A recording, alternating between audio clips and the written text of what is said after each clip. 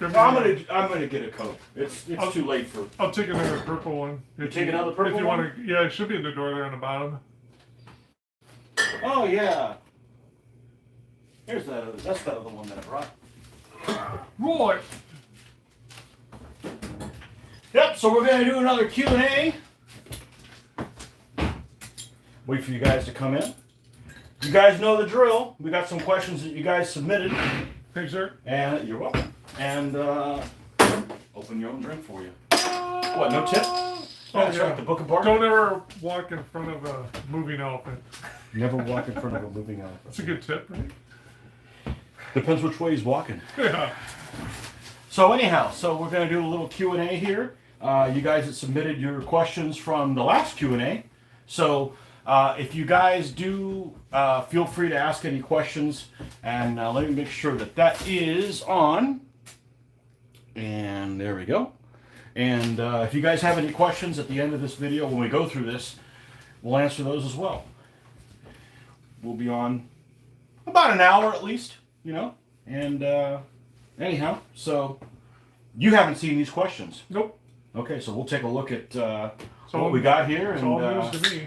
of course, it's everything about the Book of Barker, you know. So that's what we are here. He pays us a lot of money to do this. So he doesn't even know we're doing I'm ready to retire. Doesn't even know we're doing it. That's fine. We're doing it because we love this game. There you go. So anyhow, I'm not going to order them in this. There's actually one question here that I need to find it. We're going to do that one first. The hard one. No, it's actually not the hard one.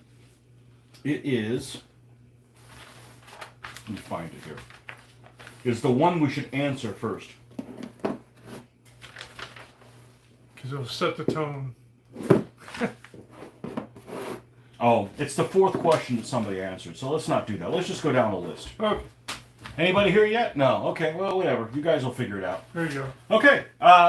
This is Mitch and Tony. Oh, wait a second. The other way around. Drink. Drink.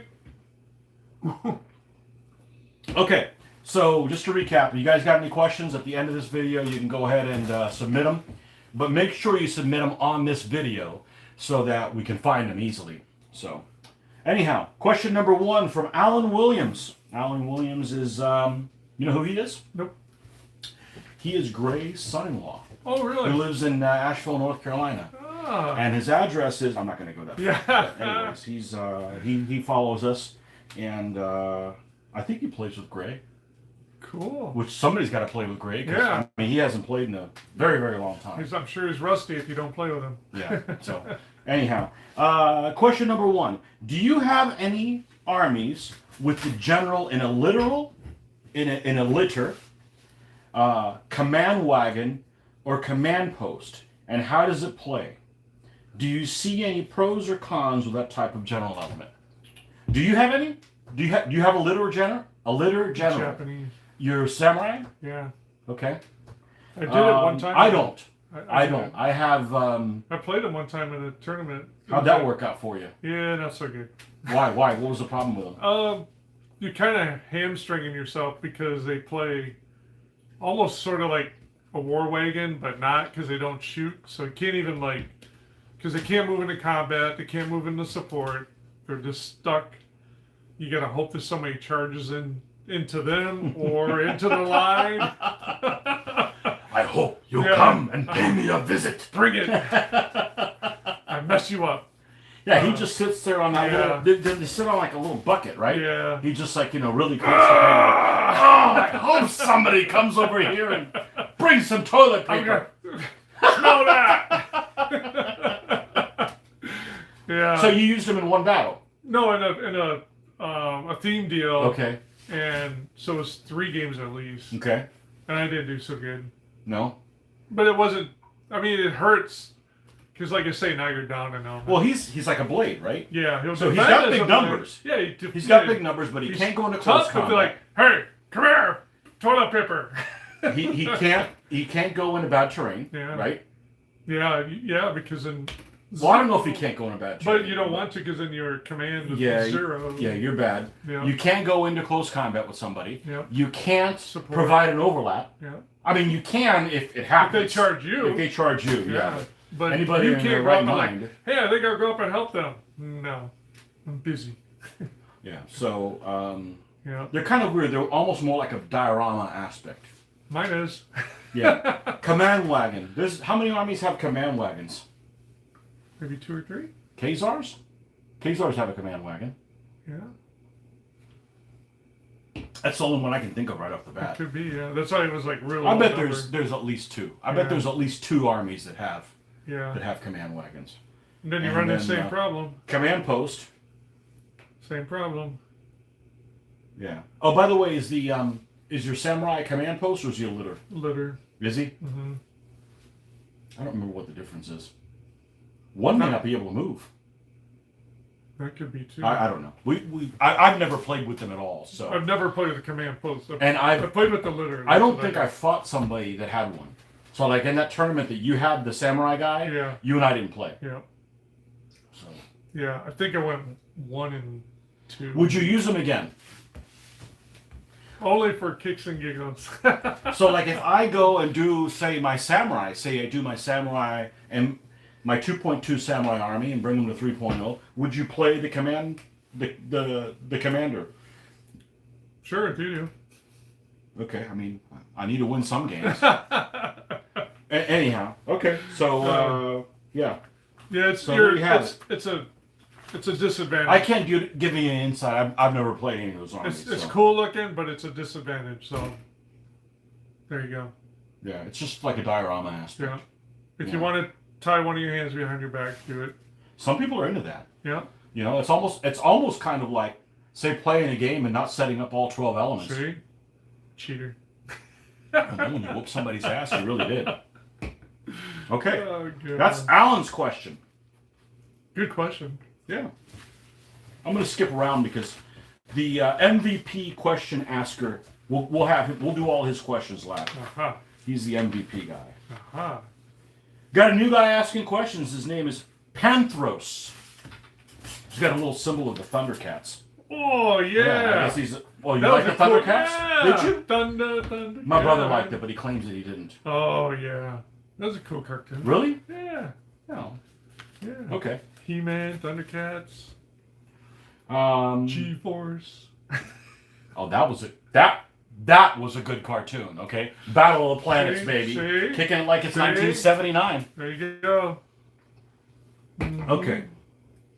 You ever see that one episode? It was like you can go back and find those. Yeah, I see they're on there. and on YouTube. There's the one episode because it was the thing that they were the aliens that would attack, and every one of their ships was like a different creature. Yeah. Okay, and there was one that was like a big mummy that would fly through the air, and then so he attacks an airport. It was like tanks and all this stuff. You know, actually the original show was called Gotcha Man. Okay, it was Japanese, so it got dumbed down for the U.S. audience. Yeah. Supposedly it was really violent, and they put that little R2D2 character in between stuff. Yeah. So there was one episode that was like a big mummy, and I remember as a kid, I'm like 7 years old, 8 years old, watching it, and there's this big mummy, and he's like massively large. I don't know, like 80 feet tall, 90 feet tall, 100 feet tall, attacking this airport, and they King Kong him and attack him from all different things, and his bindings burn off, and he's underneath. He's like a freaking demon-looking guy, and I remember like being scared of that as a kid. I'm like, oh, I don't like it because I don't like demonic shit. So anyhow. Oh, that was a tangent. Anyways, back to Panthros' question. Yeah. Hey, memories from the late 70s when I was in Huntsville, Alabama. Good There you job, Panthros. go. Panthros says, have you guys talked about playing Hot 2.0? That's Hordes of the Things 2. Hordes of the Things 2.1. If so, what armies would you play? Okay, so first thing, I have not talked about playing Hordes of the Things. Have you talked about it? You don't own the rules. Yeah, and I no do. troops. And when I first started playing DBA 15, 16, 17 years ago, I guess it's going to be 17 years ago this year, lots of people played Hordes of the Things and didn't play DBA, and more people played DBA than Hordes of the Things. The rules aren't the same, and it's not a problem with the factors. It's a problem of conforming and sliding and all that stuff. It was just so different that I had no incentive to play the fantasy stuff. Now, I've played a couple of games probably 4 times of hordes and things, and it's okay. But I don't ever have any interest in becoming proficient with it because I mean, you can see I've played like 2,000 games of this, versions of this, and I still get things wrong. So yeah, I don't want to complicate things. I'll say it again. I'm not going to learn how to play another Barker game other than this one. It's just too much for this knucklehead here. I just can't do it anymore. So, I don't mind playing, but somebody's got a GM like when Scott. When Joel comes over. Joel, yeah. Okay, Joel is DBN guy. Okay, Yep. I'm happy playing DBN. Yep. I would even paint DBN. He doesn't need me to because he has everything. Yeah, he's killing I don't have a problem painting DBN, but I don't want to be the go-to guy saying, "Okay, Tony, what happens with these guys?" No, I just want to play and roll dice and make fun of people that don't roll as high. Make them roll a 1 and they do. Yeah. Yeah. So I haven't played it. I've played it like 4 times. I know there's I guess the 2.1 is a new version of it. I haven't played that at all. Yeah. So. You gotta have troops to do that. What armies would you play? Well, we don't play it, so. What are is it like dwarves? And it's whatever the hell you want. Oh, I mean, it's whatever the hell you want. I mean, is there some fantasy army that you would build that? Well, if it's anything like. No. Well, it's nothing like that. Yeah, probably not. I'll just go with elves. Elves seem to be cool. Elves? You have a thing for elves? Yeah. Even the male ones? 20 years. 20 years. I'll go with that. Elves. What do you want? The dwarves? Because there's Minotaurs. I always had a thing. I always had a thing for Minotaurs. Yeah, I thought they were really cool. There you go.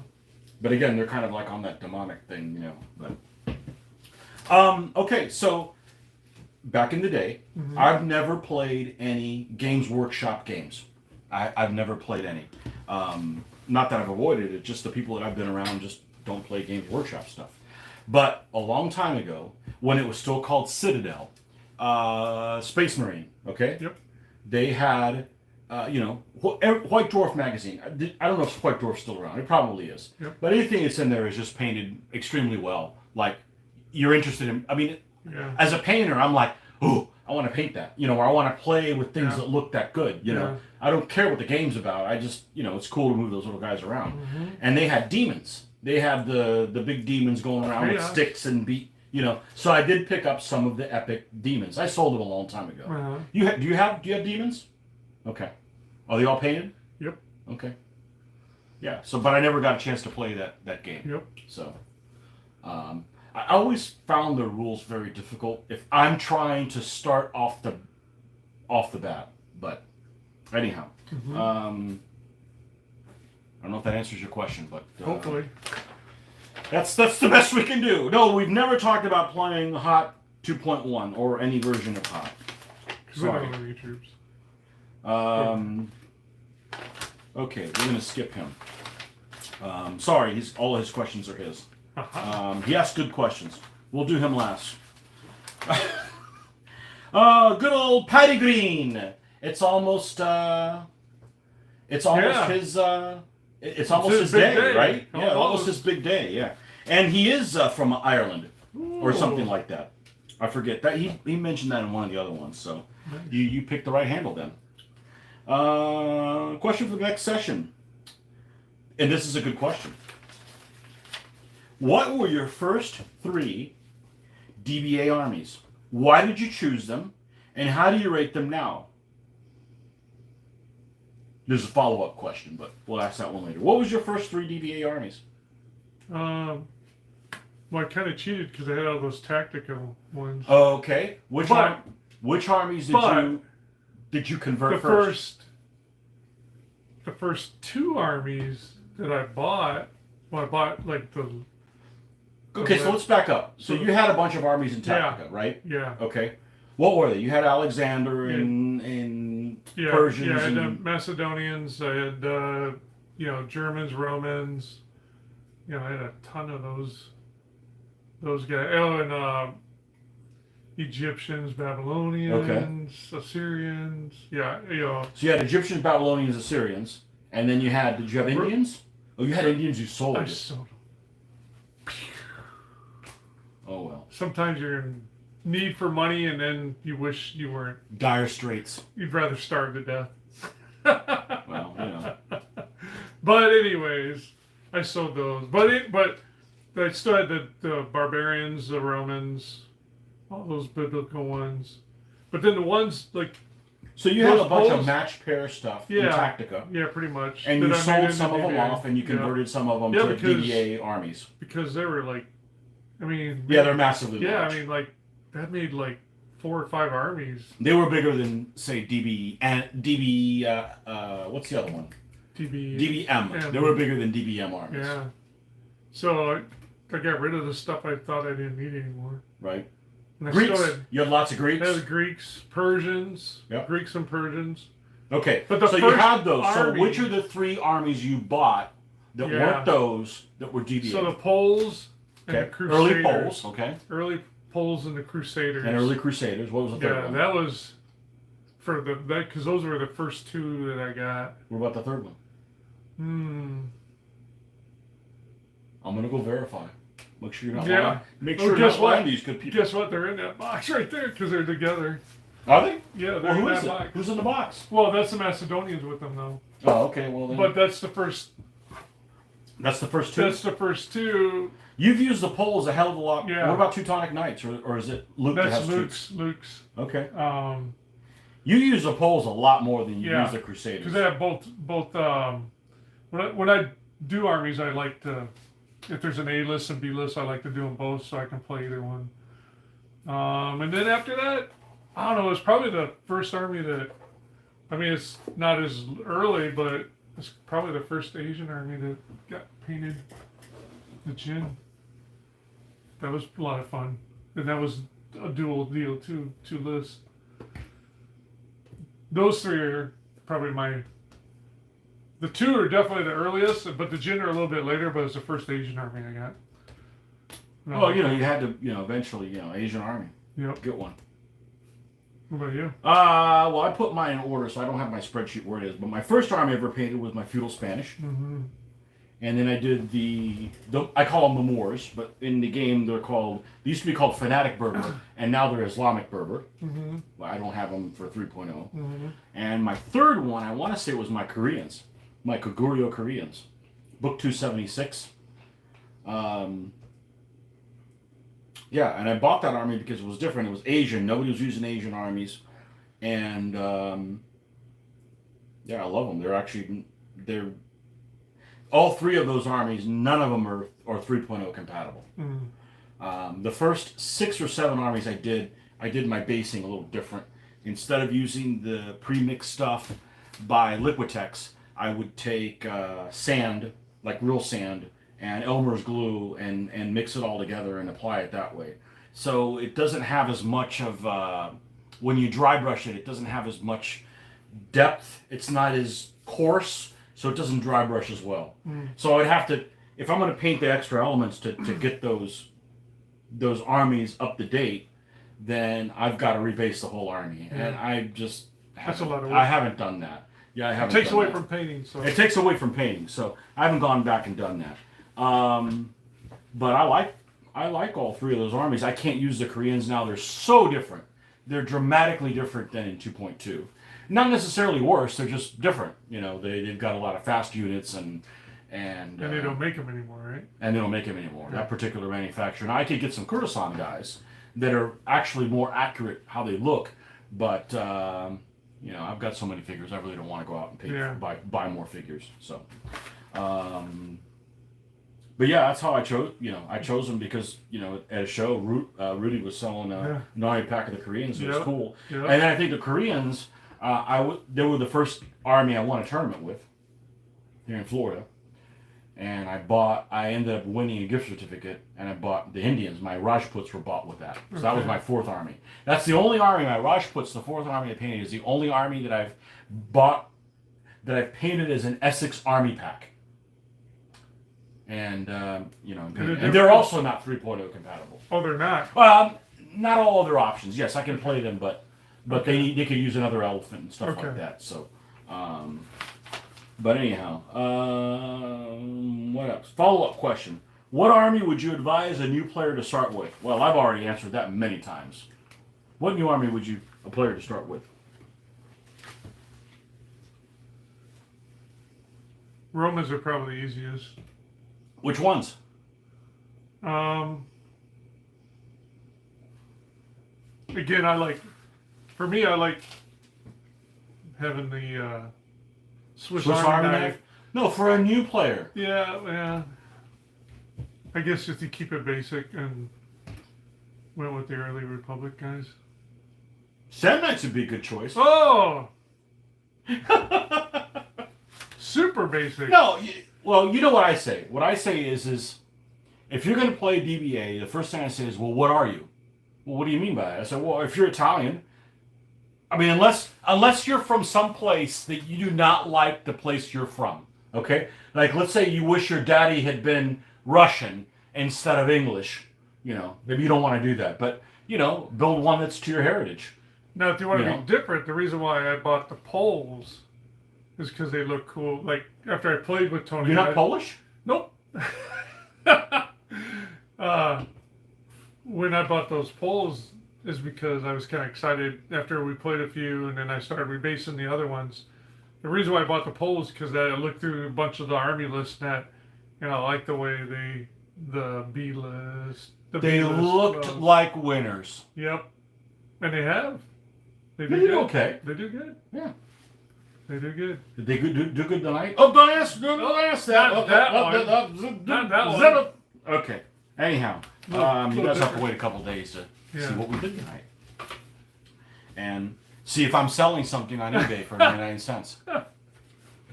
I'm not selling anything on eBay because I already told you I'm not going to the damn post office. I'm not dealing with that nonsense. What else? Yeah, so I advise something, do something, what your heritage is. Or what period you're interested in. So there's no point in saying, do Romans, and somebody who likes medieval stuff. Yeah, that's true too. So, Yeah, because if you're not a Roman kind of guy, but you like knights, well, you don't really want Romans, and you want to do book 4 or 3. Yeah. Okay, that's Patty Green. More Patty Green. Oh, no. He said, his example was, for info, my first 3 DBA armies were Alexander, Classical Indians, and Teutonic. Yeah. All converted from War Games Research Group 7th edition armies, where Alex and Poros were a match pair, and the Teutons were a killer army under those rules. Under DBA 3.0, Alex is poor with unwieldy amounts of slow pike. You wouldn't agree with that. No, I like him. Alexander's problem in 3.0 is he can get shot to bits by bow. Yeah. If there's a lot of bow, if you're facing like 4 bow or something like that, or somebody wants to put a ton of terrain down, you're gonna be banging your head against a wall. Yeah. Poros is good, but the Teutons are excellent, and as Mitch says, really fun to play against the Poles. See, the Teuts aren't my style of army. They just have too many impetuous guys that, that's just not me. That doesn't mean I wouldn't collect them. That's just not my kind of army,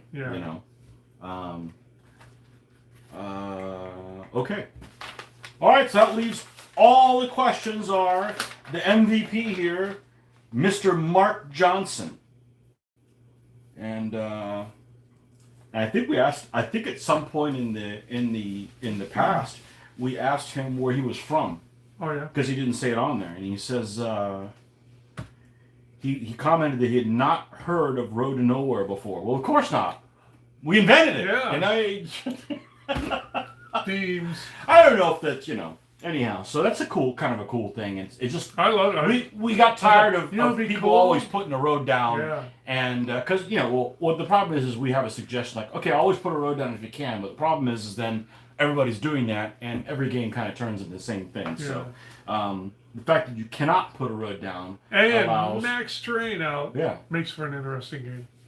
Yeah. So sounds interesting.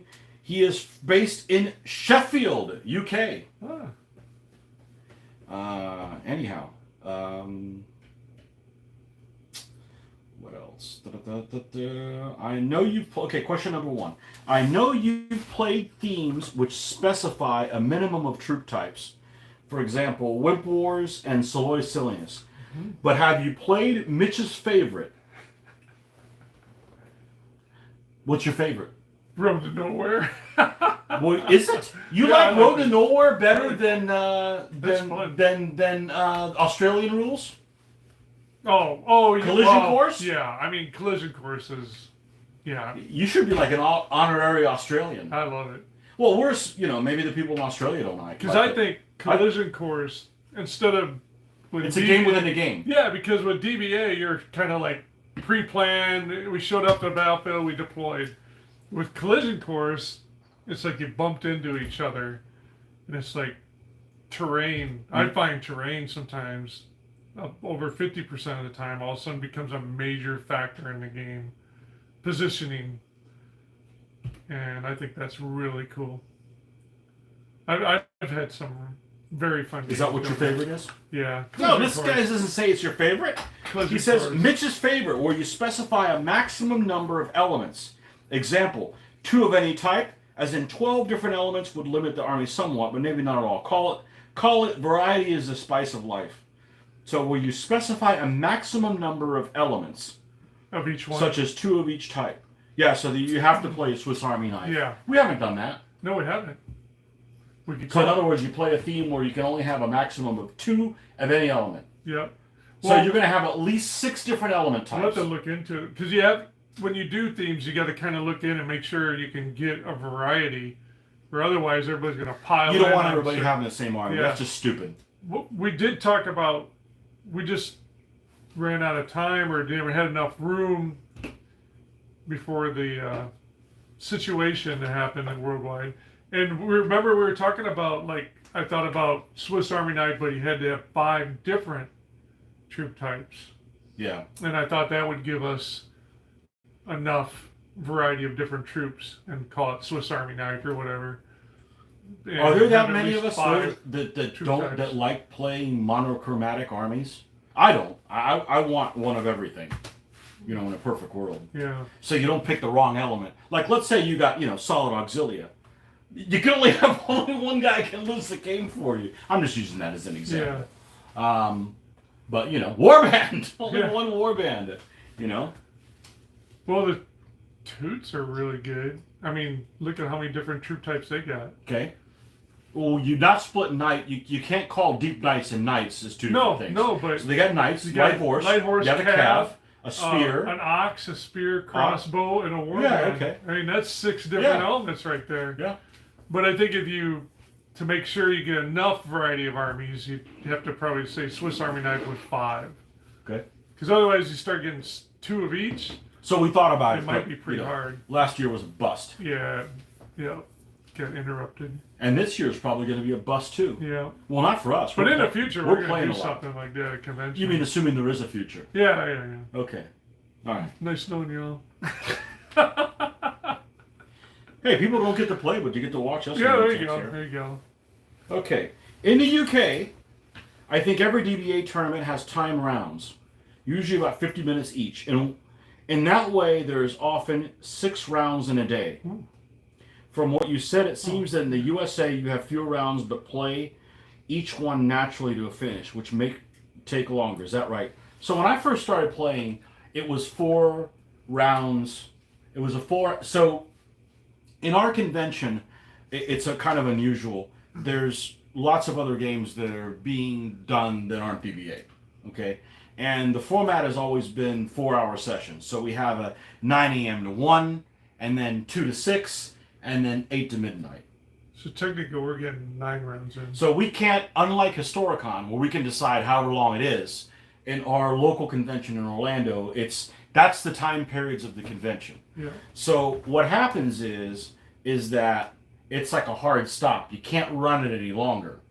So some of us have no problem with time, but with new players, invariably you get new players that want to play, and that, for instance, they don't want to play in a learn how to play session. Like, you'll run a learn how to play session, and like nobody will show up, or like 2 people will show up, but then they don't want to play in the tournament, and you get other people that want to play in the tournament and have never played before. So instead of just rushing them or having them draw a game, it's better to at least they have the experience. So if you play 3 games, everybody gets to complete the whole game, and then people, if they finish early, they get to go shop, because there's nothing worse than go go go go go go go, and then as soon as you have a break, the vendor hall closes, that kind of thing. You know, we're lucky. We usually are strategically positioned in good areas. Yeah, we're lucky with that. So, not that shopping's not a big deal, but I don't want to be rushed to the convention. That's literally the worst thing I could do. Is I don't want to be rushed. I'm I get rushed at work all the time. Don't want that to happen. So, you take forever doing anything at work, so you might rushing this guy would probably do some good. But anyhow, so that's. When I started doing most of the shows, we just let's just do 3 rounds and everybody gets to finish a game, and So we get 9 rounds in a day. Most people aren't really that competitive or want. I mean, you don't win any damn prizes. I mean, we give away these, we make a little. I call it a plaque, but it's not really that. It's yeah. Oh, you've actually won some? No, those are Luke's. Are they? Luke won one? 2. I think he's got more than that. You got it. So you got to show up to win. So all this is just some art that I just pull off the internet and printed at Walgreens, and you put it in a $1 frame, which I can't do anymore. What? Oh. I'm not going to the dollar store that's anymore. right. That's right. I'm not buying products from. It's gonna get $2 now. It could be $5. I'm not buying products from that country. Yeah. And I'm not gonna tell you what that country is. If you don't know what it is, then that's how we got in this mess to begin with. There you go. So anyhow, we'll have to buy more expensive. But I don't charge anything for it. I don't want the idea that's what we used to do. We used to collect money, and then the money would get piled in, and then you'd use it to buy prizes. But new people are going to be paying money and then not winning anything. And I don't really like the idea of prizes, because what happens is if you give prizes to people that don't do well, then you're kind of wasting the prize, because they're probably not going to continue. Yeah. And if you give it to people that win all the time, we have enough lead to paint. So it's just easier. Just like, I don't want to collect money from people. That's not what I do. I'm not a tax collector. I'm anti-taxes. So I don't mind donating my time if they're fun to do. So the catch is I get to take pictures and promote this hobby with that. Yep. So. Yeah, I don't want to collect money from people. So, anyhow, well, that's a long-winded answer for that. Number 3. I know you have separate felt bases for some of your terrain pieces. For example, your difficult hills. Do you have them for all pieces where troops don't stand flat? Example, the gully and enclosures you showed last time. Well, the enclosures are an issue. The gully isn't an issue. No. It's stuff with bumps. Nah, we don't do it for hills and stuff like that. We just got to remember to bring that. It's called blue tack. Yeah. It's that blue tack. It's the stuff that you can put posters up on your wall, and that it doesn't attach it to anything, almost like silly putty or whatever. Yeah. I just need to bring some of that with me. But I only do it for that one hill. Those 2 hills that are just slippery, they're super craggy. Slippery slope. Yeah, they're super craggy. So I don't do it for anything other than that. So. At UK conventions, we get almost like we get to go to a UK convention without going to a UK convention. Right. We're going to go to this year. We're going to go to all the UK conventions, as many UK conventions as the people in the UK are going to. I'm pretty sure. Anyhow, at UK conventions, there seems to be very few young people. Example, teenagers playing games. Presumably, they're all playing video games. Is this the same in the States? And if so, do you think this bodes ill for the future of figure wargaming? Or do you think that most people come into the hobby in their later years anyways? Well, how old did you start playing miniature war games? I know you don't paint. For metal? No, just like with figures, as opposed to playing, Africa Corps, or, I mean, when you're a kid, you play with the plastic army guys, A real game. Boom. Jeez. Now, if you want to go... I know, you used to play with freaking strawberry shortcake when you were a kid. Yeah, because you like to sniff it. There you go. She's huge. Um, for introduced into gaming, I was 16. Okay, that's about the same age. Otherwise, I was board gaming before that. Yeah. Because I like war games, because I didn't know about. Well, I shouldn't say it that way, because But it you was did. my dentist when I went to the dentist to get drilled on. He was a war gamer, and I would see he also painted. He would do like that Theodore Roosevelt one, the Rough Rider. He painted that. So you'd go to see him, and he's like, "Hey, And what look- army you want next? Hold on." It's like, "Well, I actually like." Yeah, it was pretty much a one-sided conversation all the time. But Oh, really? no, but he painted miniatures, and he did a lot. He had like a crap load of dioramas. And did dental work. He did dental work, Okay. but well, because here's this guy who he's doing all these molds and stuff like that. So he messes around with molding the statues. So he's making illegal copies of miniatures. not like that. But like the like you'd sculpt Busts. a bust. There you A go. bust. There you Okay. go. A bust. So A busty we're good at the word games too. And then you do this Exactly. and you. Exactly. But he had. I'm just gonna guess, but on the one wall when you come into his office, he did. Well, hold on a second. You've seen his wall. Like multiple walls. Let me guess. You've seen his wall. Let me guess something. Yeah. No, what is it, like 50? 50 paintings? Oh. Yeah, probably. But the major one that I was always impressed with was the Coronation of Napoleon. Okay. He hand painted that, and it was huge. It was like on one whole wall. You had a thing for Napoleon? Yeah. Well, He did I mean, Napoleonics? he did Napoleon. Okay. He was doing everything though. I mean, like when I met him, he was doing some ancients, a lot of Napoleonics. Dabbled a little bit in Civil War, but we're doing a lot of Napoleonics. So when I got interested, that's the first thing I went in and got French Napoleonics. There you go. And then. Okay, so let's go back to his questions. I think we danced all the way around it. So, anyways. So he says For very kids, few young people playing. Yeah. Is that the same in the States? Is it the same in the States? I think when we go to conventions, I mean, there's some kids there, but it's not a major number. There are kids there that are usually with their parents. Yeah. Okay? There's not historical stuff. I don't think there's really any kids that come on their own to we're play. probably, Except maybe like Flames of I War bet or you it's something less than like that. 5% of your showing is Yeah. less than kids on their own coming there. I don't know if it's because of video games. I think that, I mean, some of us, like, I do video games also, but it's different, you know? Well, unfortunately in America, we stopped teaching history.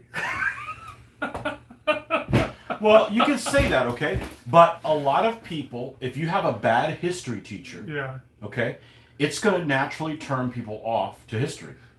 But for me, it was like, boom, natural. Like I know. I It was for me seen too. books It was and for me I too. went in the book. Holy crap! Look at all the little Civil War dudes or Napoleon. They had the maps where they had formations, and you're like, oh crap, that looks cool. And then so when I ran into Steve, the dentist, and it was like, oh shit, this is it. This is what So I'm the gonna do. historical wargaming, I think that the big catalyst is: are you interested in history? Yeah.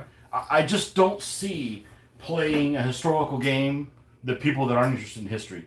They'll go and do Warhammer or something. There's a lot like of them that, in you know? fantasy. Yeah. Yeah. There's a lot of kids that are And see, gaming, for me, but they're doing fantasy. I couldn't care less about fantasy. Yeah. I just, you know, Lord of the Rings. Okay, who cares? You know, Yeah. I mean, it's just not. It's not something that I like. History and historical wargaming for me was a way that I got to participate in history. Or like, oh, this happened this way. Well, what if I was there and I did something different? Well, okay, you do it. Yeah. And the funny thing is that people that I would explain to people many times that didn't know anything about wargaming or historical wargaming, anything at all. They always seem to know what Warhammer is, but they're always like, "Well, what's historical wargaming?" I said, "Well, you know, we play this with history, and these things happen, and we try to do." I said, "Well, what's the point in doing it?" I'm like, "What do you mean? What's the point in doing it?" Well, you already know what's going to happen.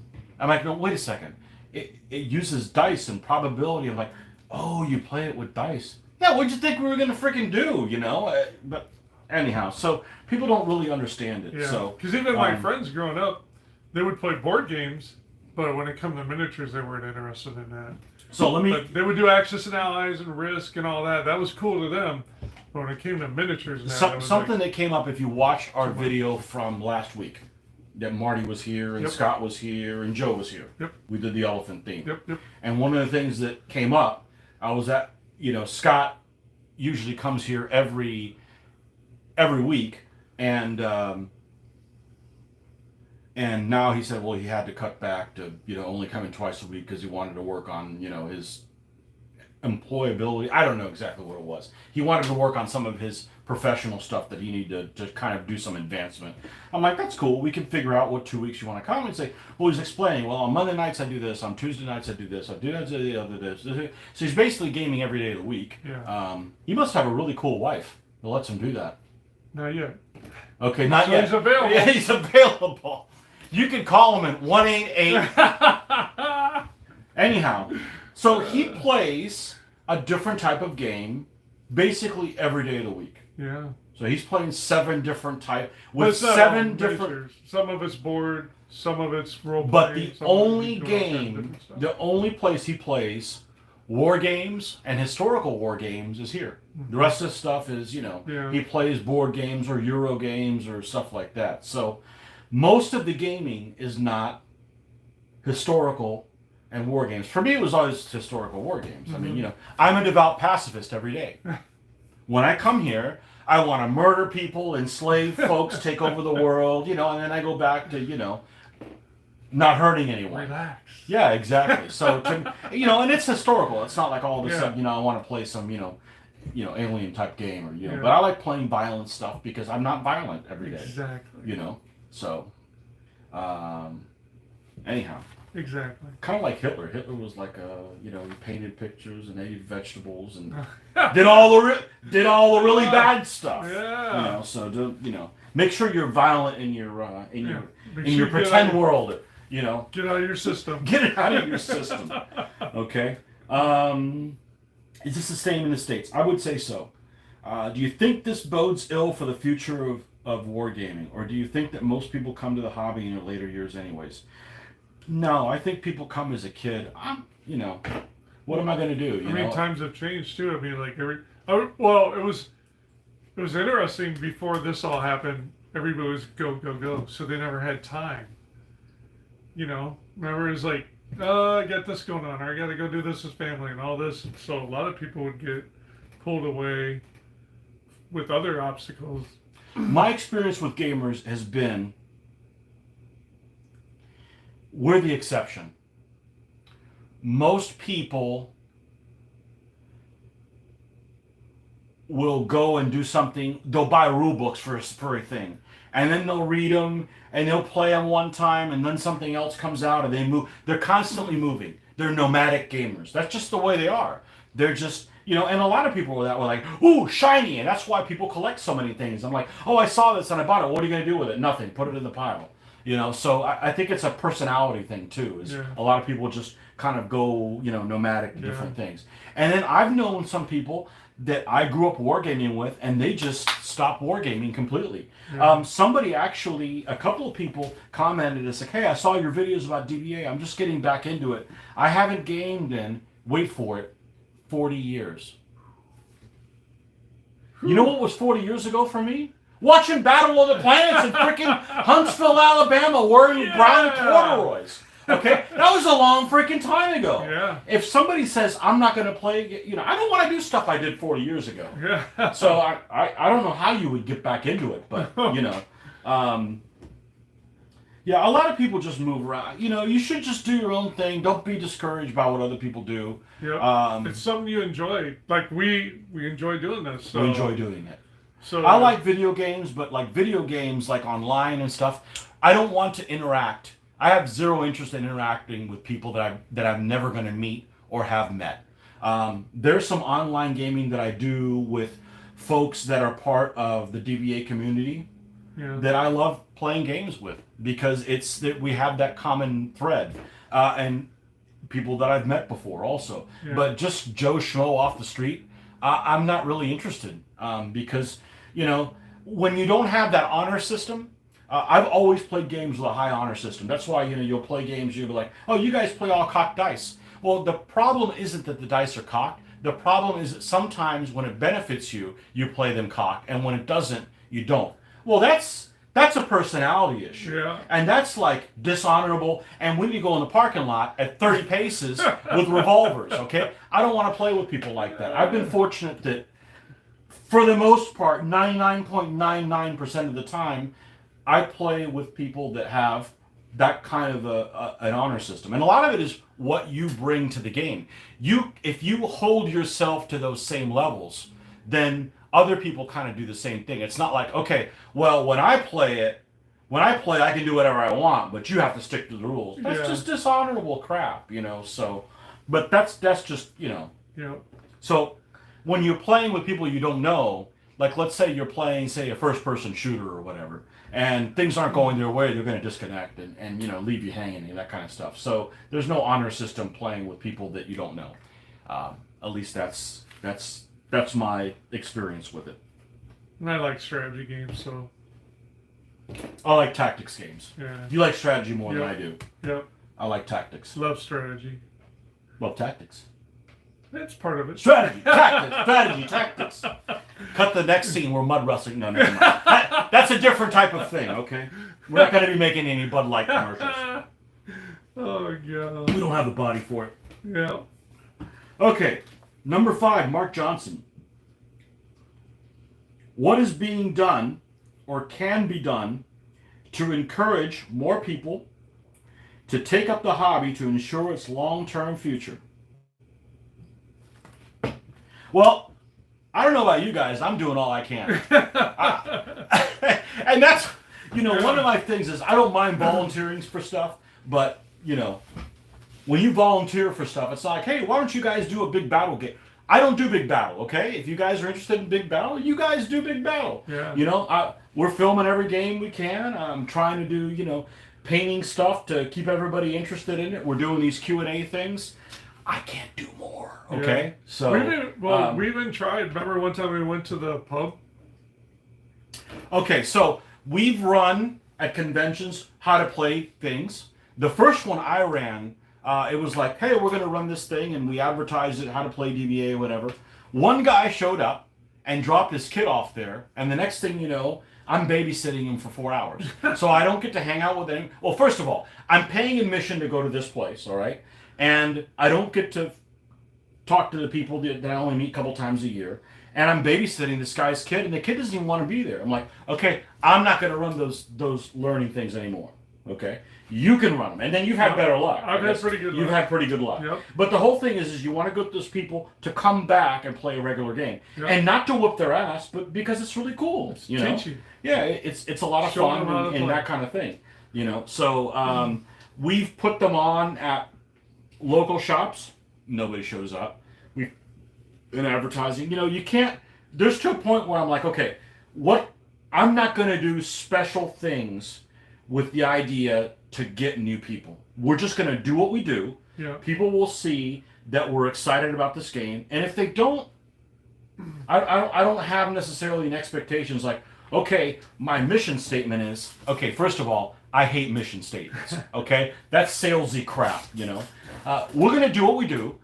We're going to, and if we get more people to watch our stuff, cool. And if we don't, then we're doing what we're going to do anyways. But if you have this expectation that you're going to get A, B, C, and D from it, and a lot of that is just out of our control, then you just get frustrated and you just say, you know what, I'm just not going to do this anymore. There was a huge group of people that played DBA in Ohio. Okay, there's a huge group of people in Ohio. For whatever reason, the guy that was running it finally got tired of him putting on all the games, him supplying all the prizes, and not playing. I'm like, well, no wonder he got burned out, and now nobody runs it. Yeah.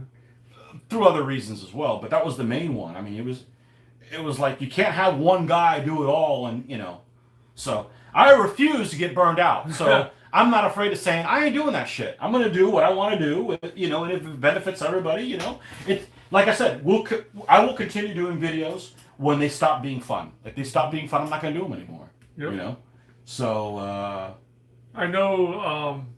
I think you should start doing some videos. I don't have all the followers. I don't need all the followers. I know the town that I'm originally from. Mm-hmm. I know at least once a year, possibly twice a year, they go to their local library and they do sort of like a convention, mini little convention there. I was home one time and they were running it. And I think they had about 3 games going on, different kinds of games.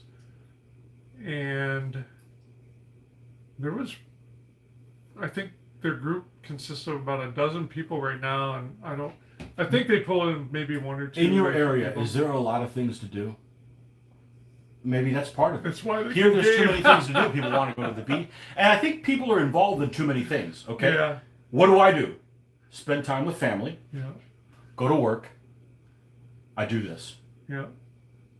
That's it. I don't watch sports. I don't go to sports games. And I'm not talking because of the pandemic. I just don't do that stuff.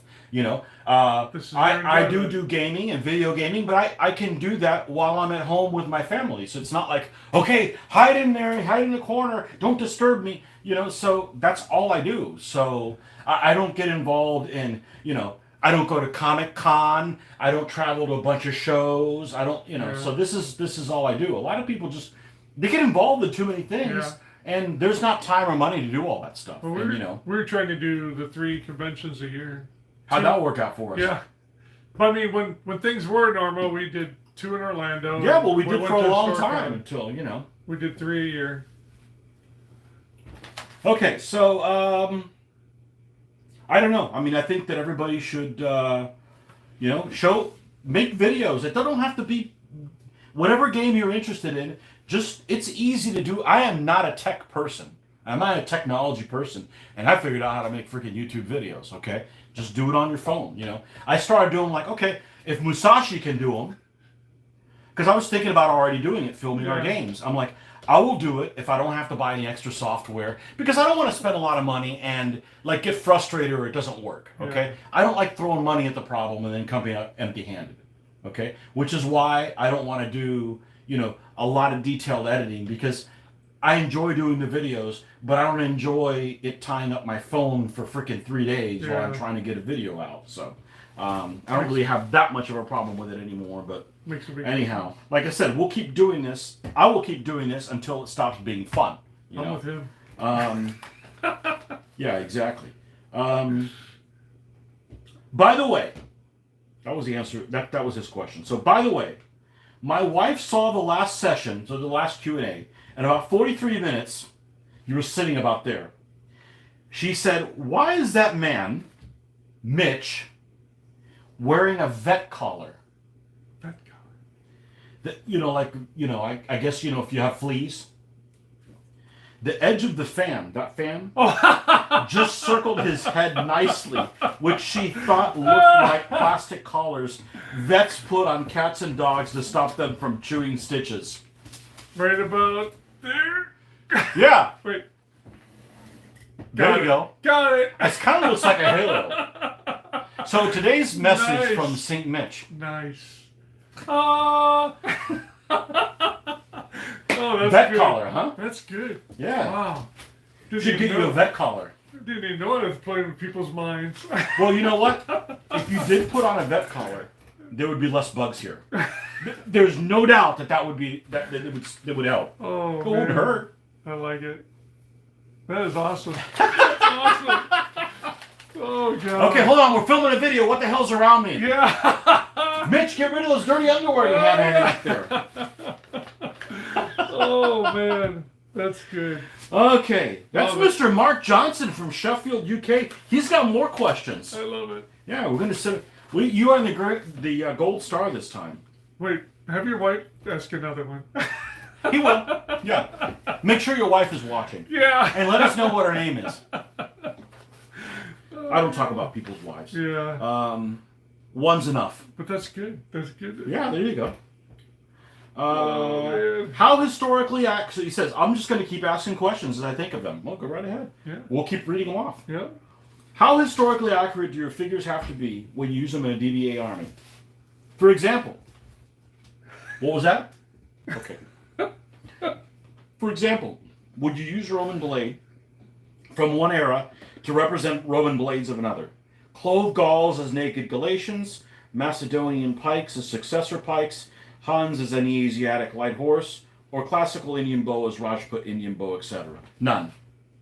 If I'm going to paint the army, this dude's super anal retentive, okay? Because I'm spending 4 hours a figure.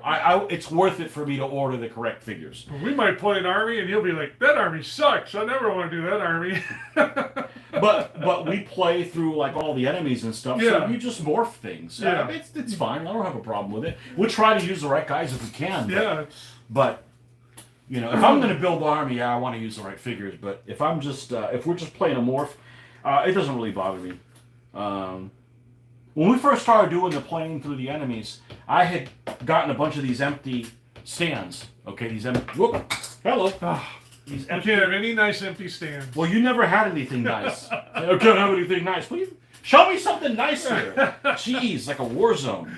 Beirut light. Yeah. Okay, so I'd have them, marked like light horse or whatever, and like, hey Mitch, let's play with just the stands. And you're like, no. I want to play with figures, even though they're wrong figures. You'd rather play with the figures. Hell yeah. It just kind of, it caught on. So, no issue at all with that. Yep. Okay, here's the English part of this. Ready? Complete the following sentence. Right. Diagram this sentence properly. Right. The most sickening thing to happen in DBA is blank. And he gives examples. When you're up 3-2 and your general gets killed on a 6-1, or when you turn up to a tournament and realize you picked the wrong army. I can't say anything about playing lose rules lawyers or overly competitive people, as I've never come across them in DBA. DBM, yes, DBA, never. So the most sickening thing to happen in DBA is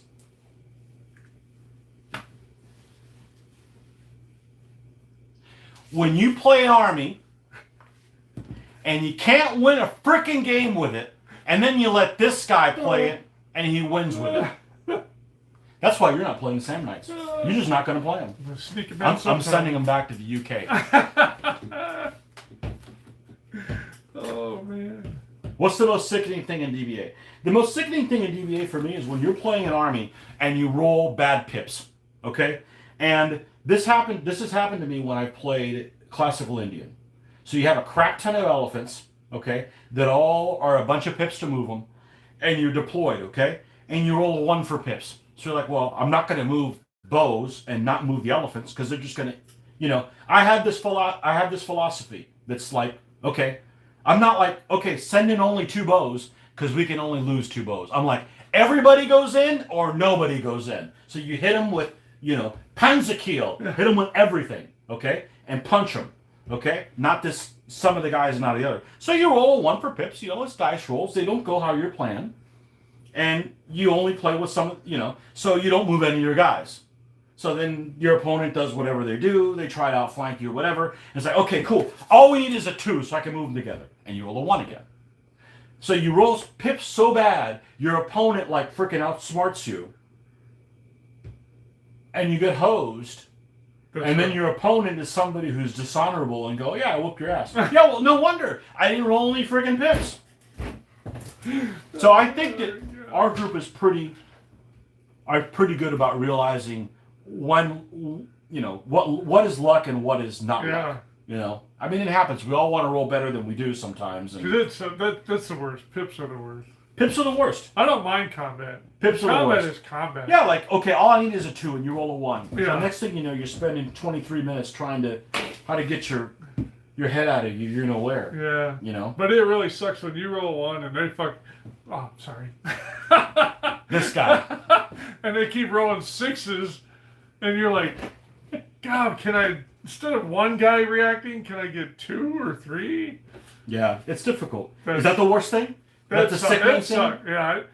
If there's one thing that would bother me most is like you roll freaking 5 1s in a row. I don't want to lose. They roll I don't mind 5s and 6s and they're like, hey, I think we'll do a little dance this way and we'll dance over here. And you're like, Just stand still. How about, Nope. have you ever played against somebody? I already know the answer to this, but I'm going to ask it anyways. Yeah. Have you ever played against somebody who you do not want to lose because they're an asshole? You don't want to lose to them.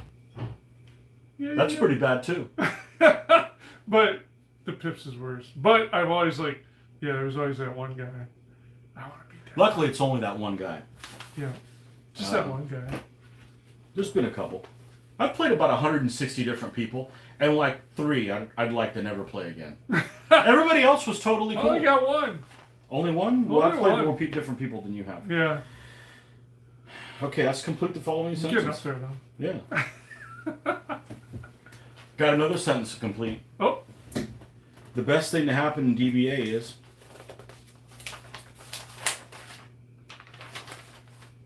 Huh. I don't know. When you have a good... I mean, there's been I like good games. I like stuff that happens that you don't see it. And then... We might have even had some good games tonight. Yeah. Maybe. Yeah, it's possible. maybe. Okay, it's possible we had some good games tonight. But I like it. You'll check it out in a couple days. I like it when it's close. It's better. I don't like blowouts. And when it's close and you edge it out. So the thing about DBA That's is, fun. and you may not realize this is probably the only game Sometimes even when you lose them, it's fun. They're some of our more memorable games are ones that I've lost. But they were super close. the more memorable games for me are ones where you've lost. My Mongols against your Poles, and your Poles put down the freaking Florida Everglades. Yeah. And I'm the Mongols. I'll be damned that Mongol artillery didn't nail you to the cross the whole game down. Yeah. It's like bow, blam, blew that guy away. Well, you were the ones. I couldn't have done it without you. I had it on the tip of my tongue what I was going to say, what the best thing is. Oh, so DBA is the only game I've played. It's actually the only game I've played this tournament.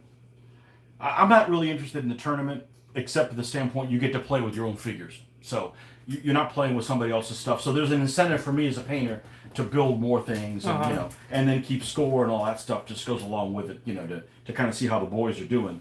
But it's also the only game I've ever played where so few of your army is out of commission or removed from the table, and you still haven't lost the game. So in other words, you can only lose, there's 12 elements. I know there's exceptions, but when you lose 4, the game's over. So you still have 2/3 of your elements. And yes, it's abstracted because there's some losses that are represented in there, but still, for all intents and practical purposes, when you lose 1/3 of your army, the game's over. Mm-hmm.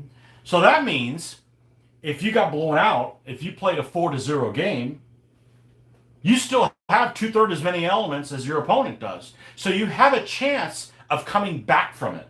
So because that is the case, almost every game is down to the wire. And because it's only a D6 versus a D6, lots of ties. Okay? And ties happen all the time. Yes. A few of them might have even happened in the games we played tonight. A few? Yeah. So it makes the games are very exciting. Yeah. And they're down to the wire, and Yeah.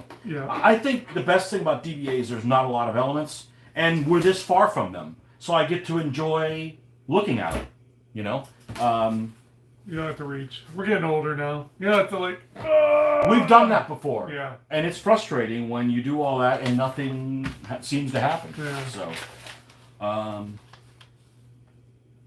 number 4. This is the last question. Then we'll take questions from the audience, if there are any.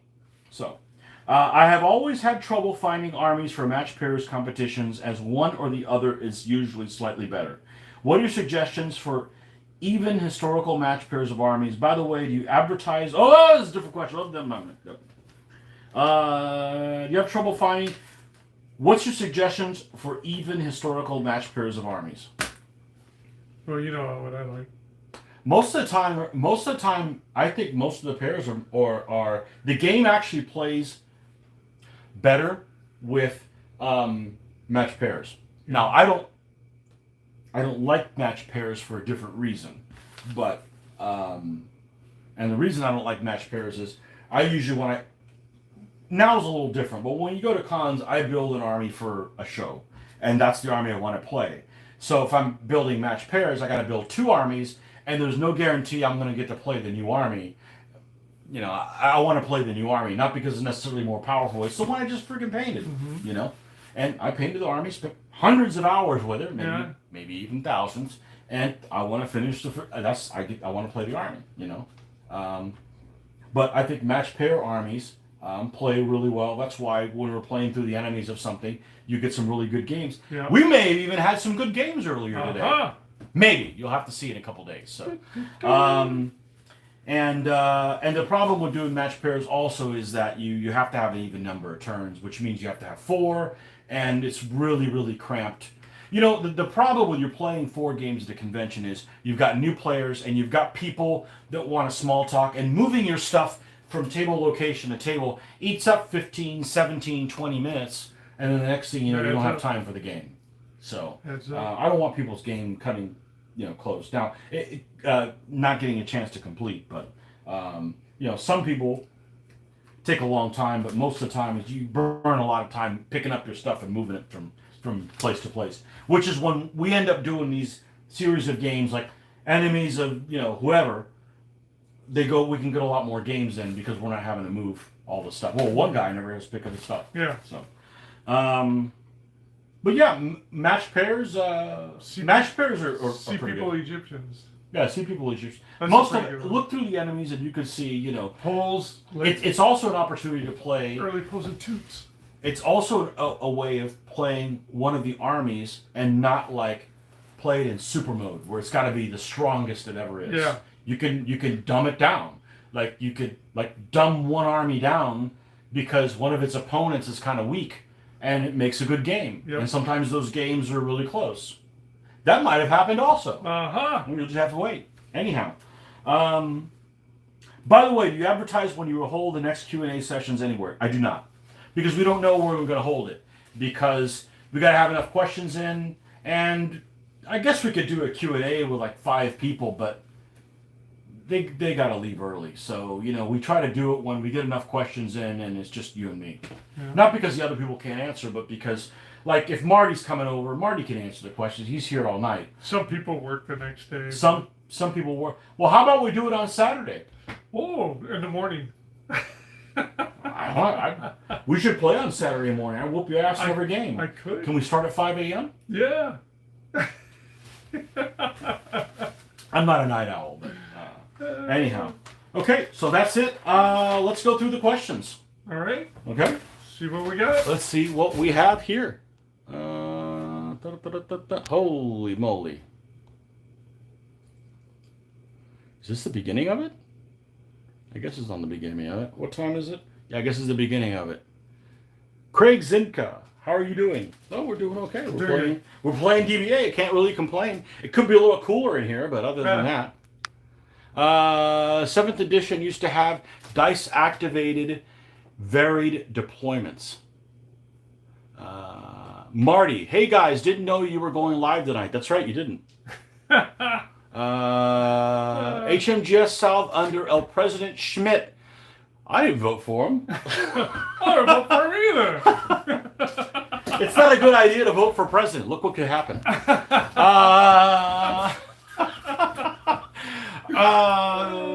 Used to promote a youth-friendly game every session. Okay. Let's see here. You ran Giant Battle Hot Sunday AM at the shows. Craig Zinka started gaming in 1974. I wish I could have played when I was 3. Yeah. Yeah, I didn't get to play any of the SPI stuff. You know those SPI games that people had, and and all that stuff that were really complicated. Yeah. Because apparently like the games in the 70s and the early 80s were like super complicated. Yeah. So I didn't get to play any of that stuff. I don't mind complicated games as long as you finish them. Craig says he quit playing in 2005 and restarted in 2020 with DBA and Hot. You didn't play for 15 years? You didn't play anything, like even video games or something like that? Because I can see not having an opponent, but you're still doing some kind of gaming or whatever. Yeah. You know, I mean, it's not the same. I mean, I use video games to kind of keep me, excited maybe about doing some other stuff. But Dirk, Dirk out in, I think he's in New Zealand. On the other He's not island. Australia, we have a lot of gamers coming back to the fold. Their kids growing up. My sons are in their late 20s and early 30s. Now they all have DBA 3 armies. Perfect. Nice. Yep. It's a good feeling. HMGS teamed up with a local RPG group. We've been getting cross-pollination. Kinky. Ooh. From the D&D group coming into the main hall and playing miniatures. And I don't have a problem playing Mitch, answer your phone. Mitch doesn't listen to anything. Yeah. He's sending you little love letters. Oh, hey, wow. we're online. We're busy, damn it. Yeah. It'd be rude. I don't have a problem playing role-playing games, okay? I haven't played since I was 14 years old. But I think you need to have, for me to be interested, you got to do it with miniatures or do it at least with a dry erase board. So you have an actual physical distance. This whole, imagining in your head and one person thinks the sky is blue and the other one's purple. That's not for me. I want to actual, see that kind of stuff. Yeah. You know? But, for me, a role-playing game, the appeal of a role-playing game would be to do, like, combat stuff with, like, melee and stuff. I could just play Diablo. So I don't really, Yeah, miniatures. I've always been into miniatures. And for me as a painter, I want to paint the stuff. Just like first shooters, even. Anybody can just buy stuff painted. I mean, that takes no talent. Right? Yeah. That's where you come in. That's where I come in. So, That way you get right to playing. Mitch, answer your phone. I want to contribute. What's your phone? What's his phone say? What's he sending you? Should I call him? No, don't answer the. No, did he send you any messages? No, he called. Oh, well, you can type the questions in, dude. Well, you better make it quick. It's 11:30. Yeah. Hey, you need to get to bed. Yeah. He's retired. He's got a big day tomorrow. No, so we're gonna keep doing this until it stops being fun. Exactly. It's come close a couple times to not be fun for me. So and not necessarily what happens in this room. It's the processing that I have to do when it leaves here, and and that kind of stuff. So we've been able to, everything that I filmed has been able to go out except one day. One day it was like a freaking zoo. Yeah. We had 6 people. We had 6 people, and Only one game. Yeah, and it was And it was chaotic. We'll say it was ugly, but no, there was no punches thrown. But it was chaotic. it was ugly. It was too much to edit. I would have had to edit out, and it wasn't me either. Okay. So Marty wants to go on live. Huh? Marty. We'll go answer the phone. See what questions he's got. Well, don't do speaker. No, don't do speaker. You can put him up to your ear. Okay, what's he got? What's your question? Hi, this is Mitch. What's your question? Is he there? Where'd he go? But yeah, if you've got any questions you think of after this, go ahead and put them on the bottom What are you doing? of the description there, and we'll get to them on the next one for sure. So. Tony doesn't want to go on speaker with it because No. it echoes. Uh-oh. Yeah. Australian Greg, I didn't start playing war games until my mid-20s. I didn't realize they existed until then. No. 20s in dog years. What's he got?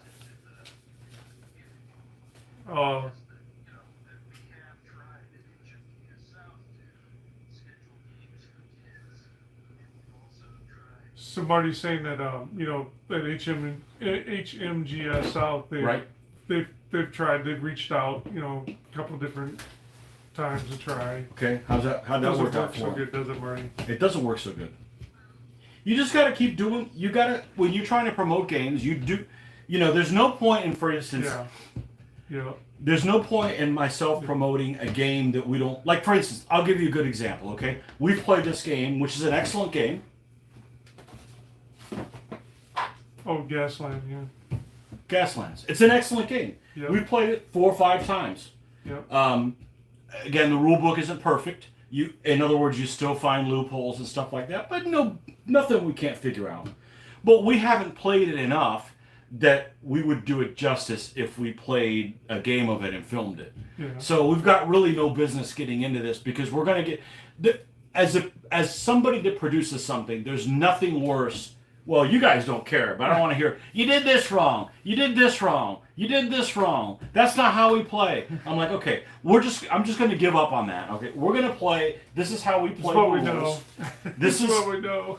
Huh? This is what we know. This is what we know. Yeah, this is what we do. And if you guys play DBA a different way in your part of the world, then play it in your part of the world. You know, we play it in 15s. If nobody plays 15s in your part of the world, and you got to play 28s, you got to play 28s. Yeah. I mean, you can't go against the current. You know, Exactly. It's just pretty much to show people that hey, we're enjoying this game, and you'll see when you've watched our videos, some of the stuff that happens is unbelievable. Yeah. As many games as we played, You still find unbelievable stuff, and I'm like, we've got to show people how much fun that this unbelievable stuff happening is. You know, it's like you never know what to expect. You're up 3-0, and you lose the game. You know, and you lose the game like 5-3. Yeah. You know, Yeah. so anything could happen. Anything. It's a lot of fun. So yes, we've played Gaslands, and if we filmed our Gasland games, they'd be a hoot because some people, well, not around here, but some people that do come here, they should have their driver's license revoked. Okay, I wouldn't get behind the wheel behind them the way they drive on that game. But that's a really cool game too because they have the special dice and you have to manage that. It's the decision making that is what makes it fun. Yeah. If you're playing a game that's that there's not a lot of different ways to skin a cat, I'm not particularly interested in it. Now, Gasland is not historical at all, but I've painted some vehicles for it. You guys just pick up a car and play with it, and there's nothing to it, and the game is just as much fun just grabbing a Hot Wheels right off the shelf and playing it with the stuff that happens. But we haven't played it enough really to really do that. Yeah. There's the game I used to play before DBA was a skirmish World War II game, and I haven't played it in 20 years. And one of my goals is to become familiar enough to run a game of it. But I don't want to showcase that and then be like, not know what I'm doing, because who wants to see that, So anyhow, but I am going to contact the author because I don't want people to say, hey, that's a really cool game. Where can I get it? And it's out of print. Yeah. So I'm not sure that it's still in print, But that's only for you real World War II rivet counters and tread heads would appreciate that game because it's extremely anal retentive. But it's fun. Crazy stuff happens. Like, you throw a grenade over one place and it lands somewhere else and it does something that you don't expect it to do. It's like a, movie moments, as I like to call it. Let's see what we got.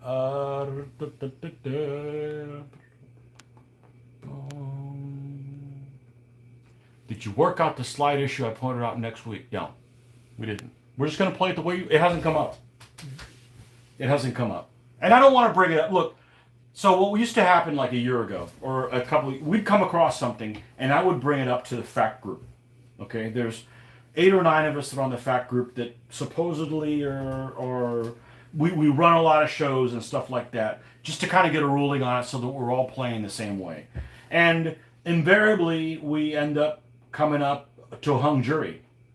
And, I wait like 6 or 8 months for them to meet, and then we have a hung jury. And, even if it's like 9 people one way and one another, I just give up. I'm like, we're going to play whatever works for us if we come across something. And if you guys play it differently, you play it differently. But we can't just have this hung jury. Well, we don't know how to, we'll just do it the best we can. And, sometimes you come across those things, But bringing it up to the fact group just doesn't. Now they only meet once a year.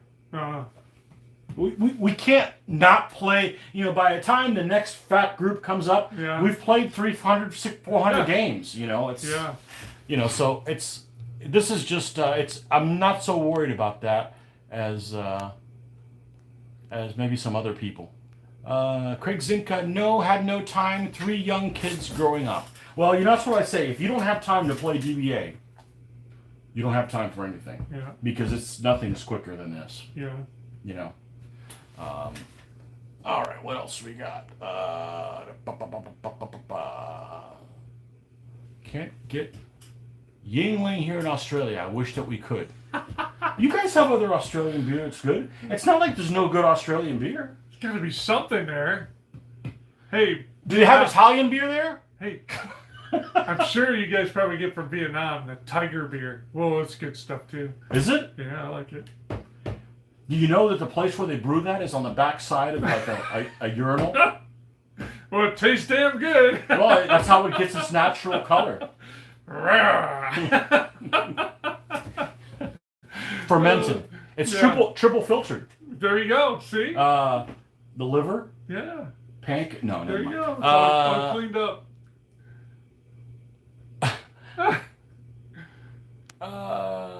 What's up? Wardrobe plays World War II. Okay. Back to World War II. Yep. Trying to get some vehicles done. I'm enjoying. I don't get to do any weathering and stuff like that, so I'm enjoying working through my 20mm stuff.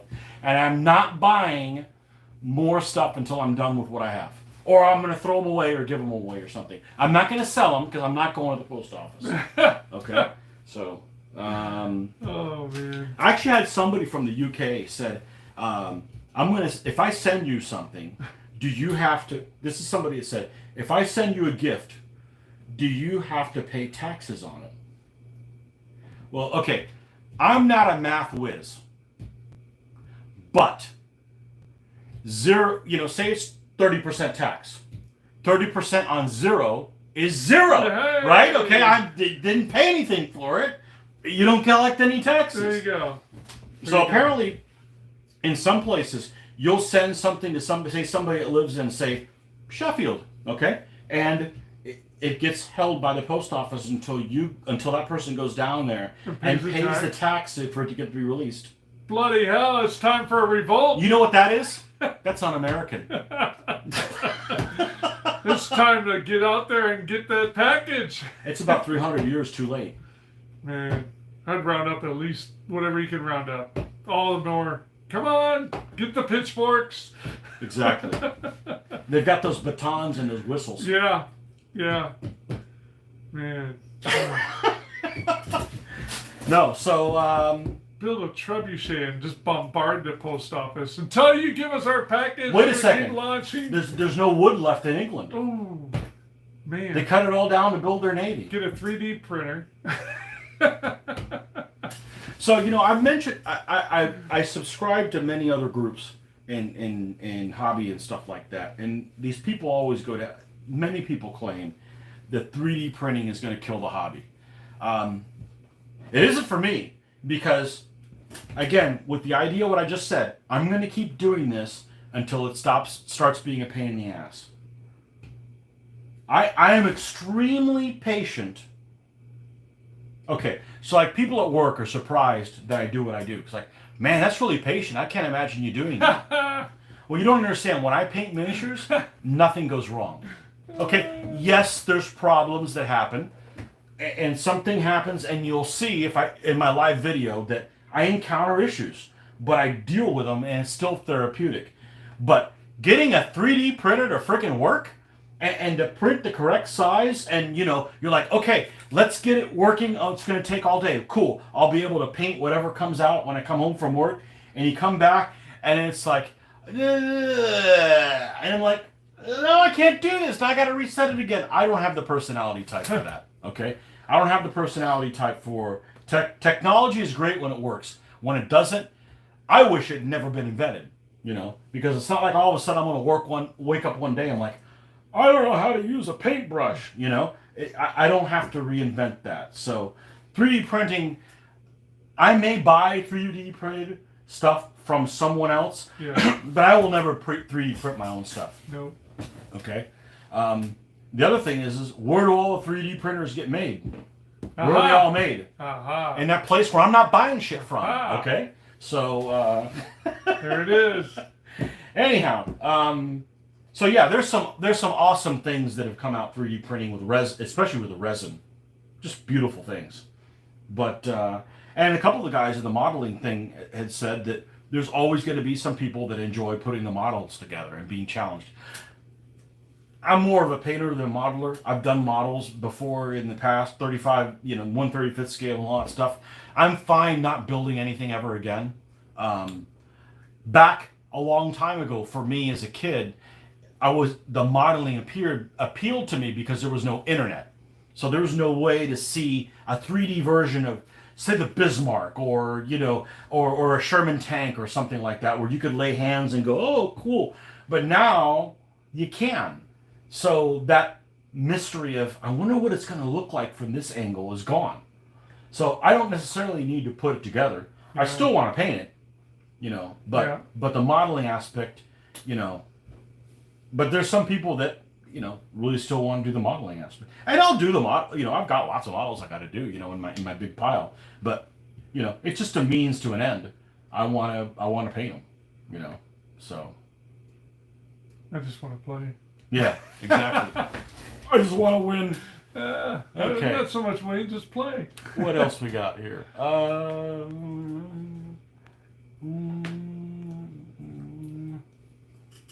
Mark Schmidt, I wish I could get Swan Lager here in Florida. Had it in Perth in 1980. Okay. That was the best beer here on 915. Swan. Amen on not buying. Oh. I am anymore. Yeah, I don't, well, compared to some of you, I'm not going to name any names. No, just lots of people. It is just human nature. You buy stuff because, 30 years ago. 30 years ago? What was 30 years ago? 1990? Sure. 1990. Yeah, 30 years ago. 25 years ago. We would get excited about taking a road trip to go to Tampa. 2 hours, we'd go 2 hours away to go to an actual store to be excited about what they might have there for us to buy. Now it's like that's gone. Yeah, because you go on the internet. No, but it's liberating because it's extreme. Even though it's fun, it's really stressful. And then you feel like, well, I drove 2 hours. I got to buy stuff. I'm like, well, how much do you spend? At what point, I don't mind buying things, but buying more things and not doing anything with them, I think I'm past that point in my life. Like, give you an example, okay? I'm working on my World War II. You can just tune out because you don't pay attention to my freaking painting channel because, paint drying. Australopithecine here. Anyhow, paint drying. Well, that's what I do. Actually, when I gotta take a bathroom break, I put my figures in. Oh, you guys are watching paint drying. There's still like 6 or 7 people watching it. Anyhow, so I'm working on my Russians right now, but I got Shermans to do next, okay? And they make kits that they make resin or whatever to put like little sandbags to put them on. A couple of companies actually make like sandbags to put on the front of Shermans, and they get like a set of 4. And all 4 of them are different. So they have, you know what I mean? It's not like the same mold. Yeah. It's like 4 different molds to go on 4 different Shermans, and they all have personality. They're not very expensive. They're like $10, $12 or something like that. They've got like the little log sets that go on the side. And every one of them is different to add personality to them. Have I bought them? No, I'm not going to buy them until the very last minute when I absolutely need them, so that I don't buy them and then a month from now go, I don't want to paint World War II stuff anymore. And then I just add it to my pile of things that I don't need. So I don't mind buying decals or paint if I need them, or things to finish the vehicles that I have, but I'm not going to buy anymore. I don't have any plans on buying anymore until I'm completed them all. And it's gonna take 10 years probably, but that's okay, Because you got a new project for DBA. Yeah, and I think that works a lot better than me saying, okay, I'm going to work on World War II for the next 2 years. Because, instead of like, okay, I'm building this, oh, I primed it, I can't paint it, let's go to World War II for an hour or 2, and then go back to that. And that's worked for me. I think I've been able to do both things. It's a talent. Is it? Oh, I actually have a talent. It's a miracle.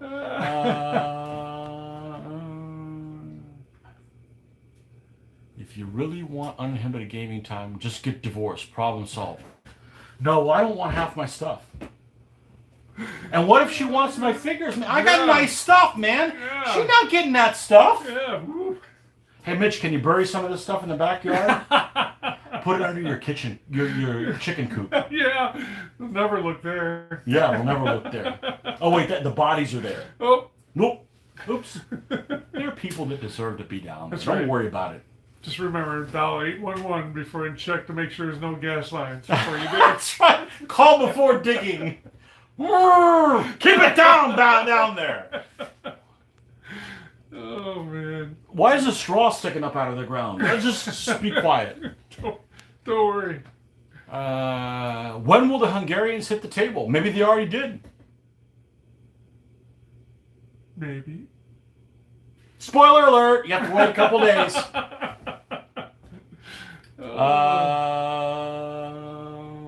When is Mitch going to wipe out the Hungarians? Ooh. Maybe he already did. Maybe they Or wiped not. him out. Maybe Hungry for Hungarians got hungry for Mitch. Yeah. Or maybe we played something totally different. Ooh. Maybe the Samnite showed up again. Oh. Yay! You just have to see. Oh, man. Star Trek lied. Computers should do as they're told without pressing the effing buttons. Yeah. Well, I don't, I want computers to freaking go to work for me. Yeah. I got stuff to paint, man. Anybody can freaking deal with truck drivers and check trucks and all that nonsense. Well, I think, well, apparently they can't. That's why I'm still there. And they could just, and the factory, they could just have pre-cut meat. They don't need you. I know. That's what I'm worried about. Then you can go to the front end and help people bag groceries and ask them how their day is. Well, it's still got. Hopefully, they don't come up with a robot or anything that goes and puts it up on the shelf. Then I'm really screwed. Have they gone yet where you have to ask people how their day's going? And if you have any big plans? It's funny. There's mostly they don't push anymore. Like, hey, how you doing? Nice week. Can I help you get this? Cause it's more kind of like with the way things have been. It's kind of like just hi. Don't acknowledge anything else because we don't know what kind of day they're having. It's kind of like, can't we just all intermingle? It could be like 6 foot you away? could be talking to the guy like Michael Douglas and falling down. Yeah, see? Yeah, I gotta watch that again. I don't know. I haven't seen that until. It's like I had a crappy day. Whoa! Thanks for asking. I can finally let all that out. So I did have an incident this week. You did? Yeah. Okay, now we're going into work. I'm not going to talk about my work because I'm not being paid to do that. But go Well, I on. wanted to say that Yeah. a customer. Okay. It It was a lady, wasn't it? I was coming back from lunch. It was a lady, wasn't it? Well, I was worried because the lady came up the aisle. She's not answering the question. She's like, it was hey. an old lady. Well, wait, no. She's like, hey, you need to come with me, and I'm like, and I'm The customer? Yeah. And the first thing that pops in my head, they want to complain about another customer because usually that's what's going on nowadays. Is it? Sometimes. So they want you as a witness, like. Well, yeah. So I'm like, so and so took the last. So I cab? asked her before I even started walking, just save both of us time because I'm not on the clock yet. I'm like, what is it? You should have just told her that. I'm not on the clock yet. But I was good that I went because okay. So she's like, no, I think this customer's gonna pass out. I'm like, okay. So Okay, that's a little different. So I went with her. Okay. And what? I hit her over there. Yeah. Watch this. Feel better? 10. Yeah. You feel better? So you go follow this person? Yeah, I went down and there was a guy. He was hanging on to his cart, but he was using his weight also against the shelves. So let's back up a little bit. You work at a grocery store. Yeah. That half the people, at least or more, are elderly. Yeah. Okay, continue. Yeah. Okay. And he was in his he looked to me like either late 50s or early 60s. Okay. And And I came Not that up. that's elderly, but Yeah, you know. it's young. So I go up and I asked him. I said, I'm trying to talk, because she said he looked like he's gonna pass out. When I got up, he didn't like I said, he was holding on and he's leaning. And I asked, I says, "Sir, you doing okay? How you feeling?" And he wouldn't look at me, and he just was looking like straight ahead, and he's like, "I'm just thinking." I'm like, "Oh boy." You start getting pissed off, right? Well, I'm talking to you, boy. I was hoping there's no demons or anything coming out. And so then I'm like, well, maybe he's supposed to be on some medication he forgot to take or something, So then I asked, I said, "Sir, do you take any medication?" And his voice started getting lower. And he's kind of like, "I'm just thinking." I'm like, "Oh, boy." Okay, I said, can I set you on the floor?" Because I knew he was heavily using his weight against the shelves. I'm like, can I help you down to the floor and we just kind of sit so you don't fall? Because I'm afraid that he would just drop like a rock, hit his head or something, And in the next 12 hours, you're filling out an accident report. Yeah, And he didn't want to do that either. He's like, "No." And I'm like, ah. And so then I just So you shoved him in the cart. Well, I just got close and I'm like, because I'm waiting, because I'm thinking he's going to drop. Because he's looking like it. Because his eyes were rolling back too. And I'm like, oh, geez, here we go. And luckily, the customer that came and got me, all of a sudden I looked and I see another employee, but we're like in the middle and nobody's paying attention. So I'm like, "Could you go down there and get that other associate and tell him to come here quick?" And so they come down like, "You got to get somebody from up Did front." you just tell a customer what to do? Yeah, well, she was. Oh, snap! That's it. Still there. I asked her. I said, "Could you?" You're gonna say, "He's "Hey, you're gonna there." be bagging next week." Yeah. Well, she did. She went and got her, and she came. She got, and he was. Finally, they got a wheelchair up there. They put him. He didn't want to let go of his cart. I mean, so I guess he lived. So what kind of meth was he on? No. No. He evidently he was. He had a. Yeah, you had a blood pressure issue or something like that. Yeah. Well, he's fighting a disease, I guess, but it wasn't COVID, so I know that. So, but yeah, it was interesting. I thought, how the hell did we get on that tangent? Yeah, these people don't care about that. Well, that was work. All right, let's see if we got anything else, or we're gonna shut it down here. Let's see. How did we get on that? Samnites versus Hungarians. There we go. Oh yeah, I'm Samnite. I still wouldn't let you play the Samnites. He's afraid now. No. Here's exactly what will happen. You're gonna win the first game with them. I've played 6. How many rounds did we do? I think it's 6. It's either 6 or 8. I've lost every Plus, one. they've been an ally. But I'll be honest with you. I'm going to be completely honest with you. They could have won almost all those games. Yeah. They went into combat and just, it could happen. Yeah. I think there was one bad game. When there won. No. All of the games were bad. Well, okay, they didn't win any of their games. Closer. No, they could have gone. There's a couple. One of them, they almost won, and you came back and wiped the floor with them. So, yeah, it could happen. And they lost as an ally too. They lost to the ally. Yeah. Oh god. Oh well. Okay. If I were to touch any rank and file games, I would prefer. Oh, let's see.